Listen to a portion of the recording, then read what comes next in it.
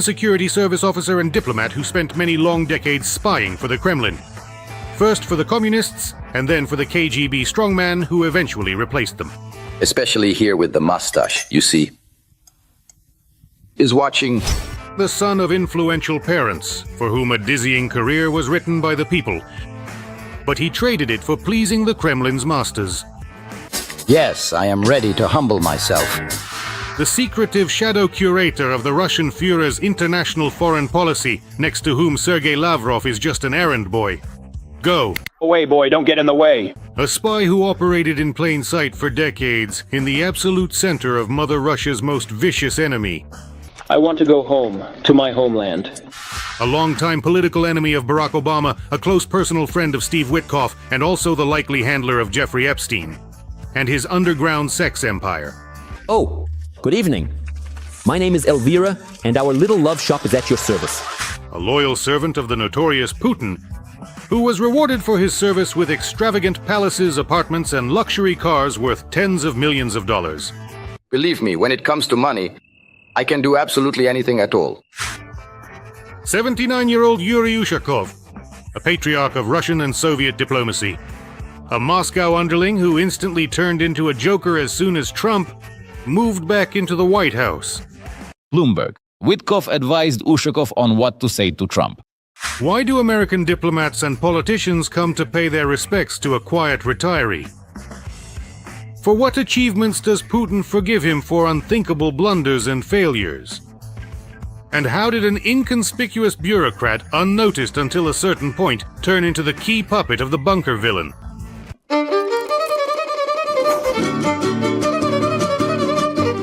Little is known about Yuri Ushakov's childhood and family. It seems just like with Putin, this information is strictly classified. He was born in 1947 in Moscow. His parents were big shots in the post-war Soviet capital. It was the height of the Cold War with the United States. Yuri graduates from school and enters the most prestigious university in the Soviet Union, the Moscow State Institute of International Relations. It's no secret to anyone in the USSR. Admission to this institution was open only to the golden youth. The offspring of the top party elite, government members, or representatives of the security services. Do you actually know who my dad is? At that time, MGIMO was the communist forge for diplomats and spies. And most often it was two in one. In 1970, right after graduating from university, the young graduate is immediately taken into the Soviet Foreign Ministry. Coincidence? I don't think so. Our wunderkind is sent on a foreign assignment to Denmark. Given his work experience and age, such prospects and a career leap were nothing more than a dream for the average citizen of the Soviet Union. After breathing in the air of freedom in Europe to his heart's content, in '77, Ushakov writes his candidate's dissertation. The topic, the détente in the arms race and the warming of relations that began between Moscow and Washington. Despite working in Denmark, the ambitious spy diplomat was always drawn to the main overseas enemy. Tell me, American, what is real, true strength? It was in Copenhagen that the future grey eminence of foreign policy would encounter a tragedy for himself and all Putin loyalists. The news that the prison of nations had collapsed. First of all, it must be acknowledged, and I have already said this, that the collapse of the Soviet Union was the greatest geopolitical catastrophe of the century. Having inherited the Soviet Foreign Ministry, Ushakov initially traveled extensively across Europe on behalf of the Russian one. And already in 1998, after serving as Deputy Minister of Foreign Affairs of the Russian Federation, our resident diplomat was sent as ambassador to the coveted America. I am staying! I'm going to live here. Ushakov remained the top Russian in the US for more than 10 years. During that time, as many as 3 American presidents changed in the White House. Ushakov outlasted first Clinton, then Bush Jr., and finally, after Obama's victory in 2008, Yuri returned to Moscow. Ushakov's service in the US coincided with a period of friendly relations between Russia and the West, and our hero took full advantage of it. He did everything he could to establish contacts with the American elite, tried to befriend promising politicians, and sought to build trusting relationships with not-so-far-sighted representatives of the authorities. At the same time, of course, he never forgot to spy, bribe, and cultivate the right connections in high circles. I suggest we become close friends, even at home. The years that Agent Yuri spent working in the US amounted to thousands of meetings, dozens of recruitments, and hundreds of secret files and correspondences with the American establishment. There is much to suggest that Ushakov may have been at the origins of the case involving financier and pimp Jeffrey Epstein, and that it was he that the Russian intelligence services largely owe such a brilliant operation as the honey trap. It is possible that Ushakov was one of the shadowy overseers of the sex empire run by the convicted pedophile. Epstein's sex empire was a KGB honey trap. The financier and pedophile repeatedly held negotiations with Putin. After the guilty verdict was handed down, Russian girls were specially brought in to gather compromising material on world-famous figures. Who else but the Russian ambassador to the US, and at the same time Agent Ushakov, is best suited for the role of that very friend of Putin whom Epstein turned to on matters related to Russia?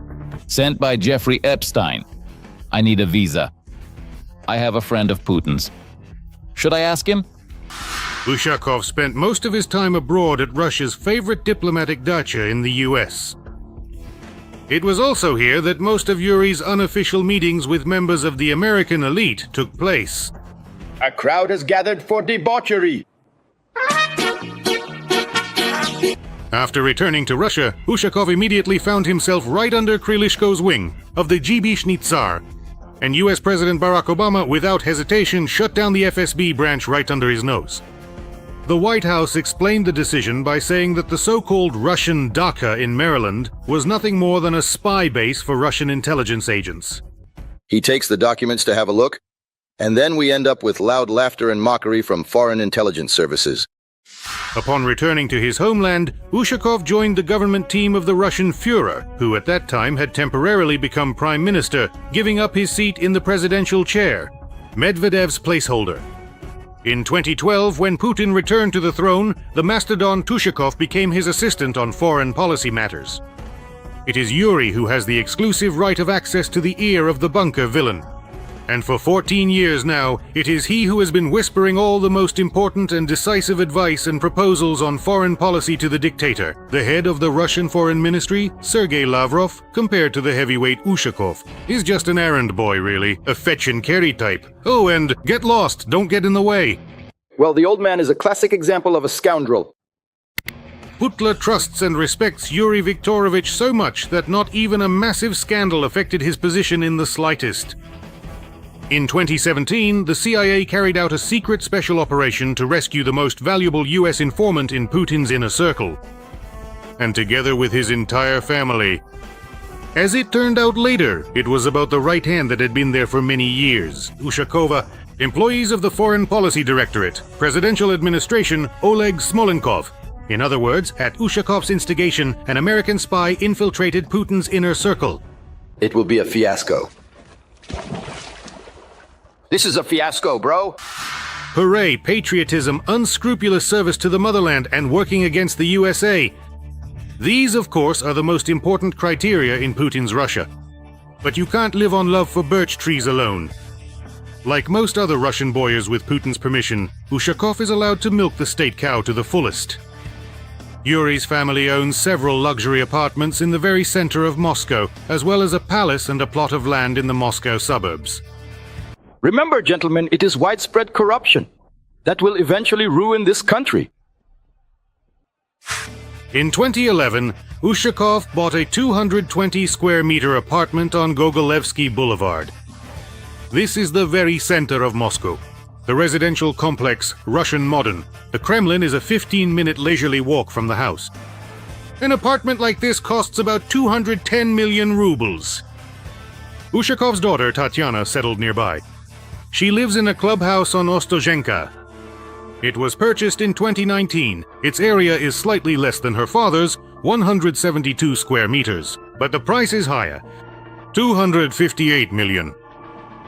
Another apartment belonging to Tatiana Ushakova is located on Kutuzovsky Prospect.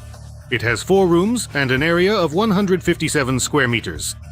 By the way, the entire Soviet elite used to live in this building, including Brezhnev and Andropov. What beauty. Magnificent. In 2015, even before buying the large apartment, Tatiana purchased a country property in the Odintsovo district. 3,000 square meters of land and a house of 504 square meters. The market value of the estate is about 150 million rubles. And what true Russian patriot wouldn't support with their ruble? The German auto industry. The entire Ushakov family, from the youngest to the oldest, owns a fleet of luxury cars. Investigative journalists have valued Ushakov's assets at 1 billion rubles. And this is a bureaucrat who has spent his whole life working in public service.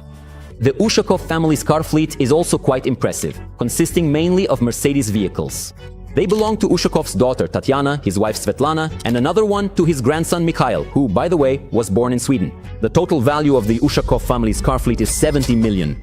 Putin generously allows Ushakov to rob the Russian people. It's no surprise. After 4 years of failures in Ukraine, the former US ambassador and intelligence officer became a key asset for negotiating with the shrewd Trump administration. Apparently, his Washington ties and the compromising material collected there are doing their job. It seems like all is lost. Trump wants to give Ukraine tomahawks. Damn it all, what should we do? We need to get on the phone immediately with that jackass Ushakov and give him a heads up. As Bloomberg found out, in October 2025, ahead of Vladimir Zelensky's visit to the White House, where, as reported by the American press, Trump was planning to give Ukraine tomahawks, the US President's special envoy, Steve Witkoff, urgently called his friend Yuri. During the phone conversation, Witkoff advised Yuri to make sure Putin called Trump before Zelensky arrived. He practically dictated to Ushakov the text that the Kremlin chief could use to win over Patkov, meaning the US president, and persuade him not to give Ukraine the missiles. And remind me, who are you? Stephen Witkov. His code name is the Realtor. This is the first time I've heard of such a thing. State the password. The king was sitting on the suitcase. Well, greetings then, Comrade Witkov. Don't call me comrade, because we might be under surveillance. Understood. Buongiorno, Senorita Witkov.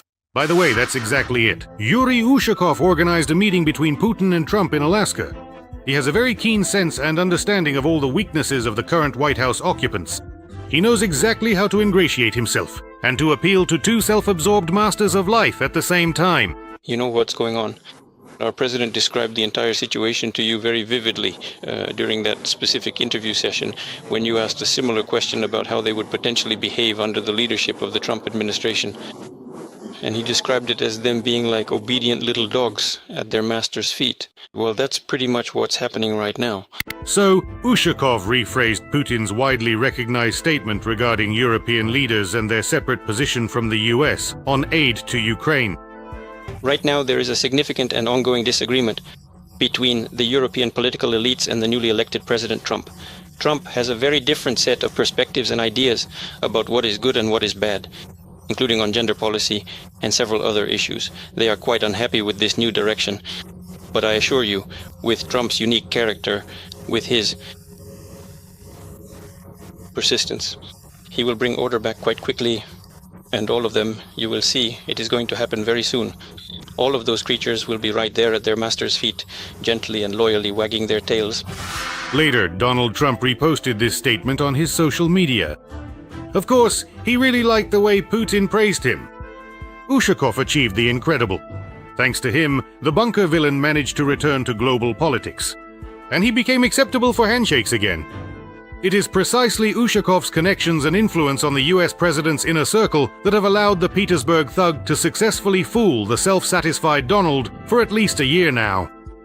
Until quite recently, the inconspicuous and quiet old man suddenly turned into the gray eminence of the terrorist federation's foreign policy. This means big money and great trust for the young men. Despite his advanced age, Yuri is a crucial cog in the mechanism of Putin's power. A sort of symbiosis of a KGB man, a spy, and a diplomat has made Ushakov indispensable. And so, it is quite safe to say, one can naturally assume that the 79-year-old elder will only be carried out of his assistant's chair feet first, or perhaps together with the notorious villain in the bunker. I want to remind you that this video is created for entertainment purposes and contains elements of satire and irony. All facts and events are presented in a hyperbolized or exaggerated form to convey a comedic or dramatic effect. We do not intend to mislead in any way, but instead we simply focus on bringing humor. Please take this in good spirits, with a smile.